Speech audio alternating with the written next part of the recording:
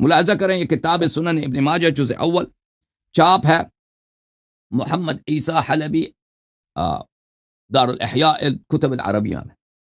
اچھا یہاں پہ ملاحظہ کریں یہ کتاب الاذان والسنت فیہا، کتاب الاذان، اور اس میں سنت کی حدیث نمبر 706۔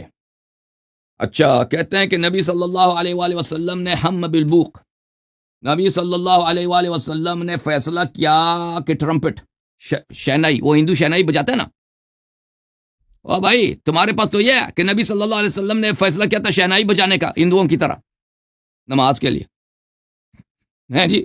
وَأَمَرَ بِالنَّاقُوسِ، اور پھر گھنٹی بھی عیسائیوں کی طرح کا گھنٹی، جو چرچ میں گھنٹا ہوتا ہے نا، گھنٹی، گرجا گھر، گرجا کسے بولتے ہیں؟ گرجا گھر ہے، مسجد کو گرجا گھر بنا دو، کہا کہ بھائی میرے لیے ایک وہ بھی بنا دو، شہنائی بھی لے کے آؤ، آج نماز کے لیے کسی کو بلانا ہو تو شہنائی بجاتے ہیں ہندوؤں کی طرح، ناقوس، اور گھنٹی لے کے آؤ گرجا گھر کی طرح۔ فنحت، اور صحابہ نے جا کے محنت کیا، ان کے لیے وہ بنا بھی دی، بھائی گھنٹی بنایا بھی گیا۔ اچھا تو اذان کہاں سے آیا؟ ہاں اذان یہ آیا کہ ابھی نبی صلی اللہ علیہ وسلم کیا کر رہے ہیں؟ غلط راستے پہ جا رہے ہیں، ہندوؤں کی تقلید، یہودیوں کی تقلید، عیسائیوں کی تقلید۔ فَأُرِيَ عبداللہ ابن زید فی المنام، تو اس کو عبداللہ ابن زید کو خواب میں نظر آیا اذان، کہ دو آدمی ہیں، ان کے پاس سبز کپڑے ہیں، اس طرح اذان کہہ رہے ہیں۔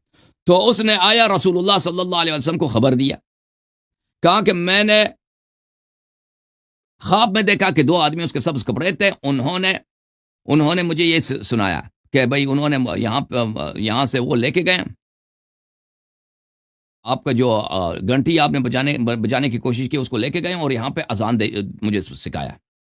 فقص علیہ الخبر، تو اس نے نبی صلی اللہ علیہ وسلم کو اذان سکھا دی۔ تو رسول صلی اللہ علیہ وسلم نے کہا ان صاحبکم قد رأى رؤیا، انہوں نے کہا کہ یہ وحی جو ہے مجھ پہ تو نہیں آئی، یہ رؤیا جو ہے وحی ہوتی ہے، یہ صحابی پہ آیا۔ تو اصل پتہ چلا کہ ان کے پاس اصل نبی کیا ہوتے ہیں؟ صحابہ ہوتے ہیں، نبی پیغمبر نہیں ہے صلی اللہ علیہ وآلہ وسلم۔